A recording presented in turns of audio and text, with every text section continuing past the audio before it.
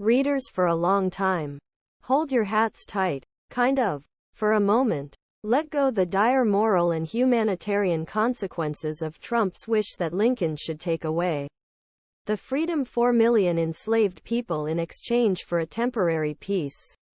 It's also the ridiculous implication that Donald Trump could better manage the separation crisis than Lincoln. Despite all this, reconciliation was possible.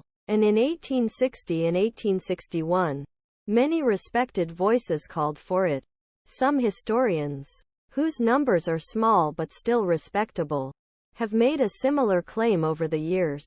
It might be true. In order to understand how this happened, it is important first to consider compromise on table and devastating counterfactual past that this could follow if he had really agreed deal.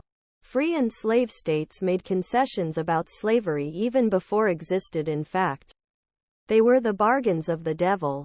3/5 compromises on allocation of the Congress and an agreement that allowed international slave trade until 1808 played a central role in option of Constitution. The Missouri Compromise in 1820. He drew an artificial line across the Louisiana Purchase territories, drawing the borders of slaves and free land, and setting a precedent for option of a free state for every slave state. And Compromise 1850. A series of Byzantine-specific exchanges determined how to deal with vast territories that united states had accumulated during Mexican-American War. California entered Union as a free state, but citizens other ancient Mexican lands had to make their own decisions about slavery. Congress abolished the slave trade in Washington, D.C. but did not abolish slavery and established a stricter fugitive slave law. The reconciliation was a success as it created a way to organize ancient Mexican lands and temporarily solved the problem of slavery.